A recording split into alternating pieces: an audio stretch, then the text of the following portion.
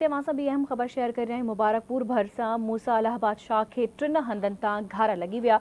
ॻोठ गुलपसंद बंगलाणी, मोरखान खोसो ऐं अली शेर बंगलाणीअ जा सवई घर पाणी हेठि अची विया। सवई एकड़नि ते लॻल सारियालो फसल बि पाणी हेठि अची वियो। आपाशी अमलो ग़ाइबु आहे। ॻोठाणा पंहिंजी मदद पाण तहत घारा बंदि करण में मसरूफ़ आहिनि। अहम ख़बर मां असां शेयर कर रहिया आहियूं। मुबारकपुर भरसा मूसा इलाहाबाद शाह के 3 हंधनि तां घर लगी विया।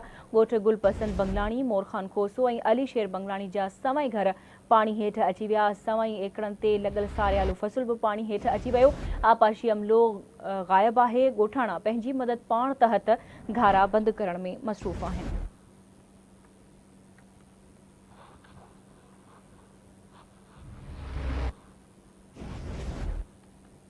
इन ही हवाले से तफ़सील ॿुधाइण जे लाइ असां सां लाइन ते मौजूदु आहे आवाज़ न्यूज़ रिपोर्टर सागर महर। जी सागर, वधीक छा तफ़सील आहिनि, आगाह कजो। हाँ जी बिल्कुल। मुबारकपुर हाजी जाम खान कोसो वटां 3 हंधनि तां घारो लॻो आहे। जंहिंजे नतीजे में गुलपसंद बंगलाणी, ॻोठ मोरखान खोसो ऐं अली शेर बंगलाणी जा सवई घर पाणी हेठि अची विया आहिनि।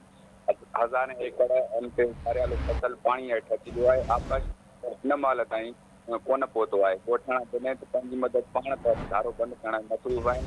केतिरा ई ॻोठ जा रवासी जेका महफ़ूज़ हंधनि लद फिलाण करे रहिया आहिनि, पर हिन महिल ताईं कंहिं बि संदसि नोटिस न आहे वरितो। इलाइक़े वासी ॾेई रहिया आहिनि। जी ठीकु आहे सागर, तव्हांजी महिरबानी अपडेट करण जे लाइ।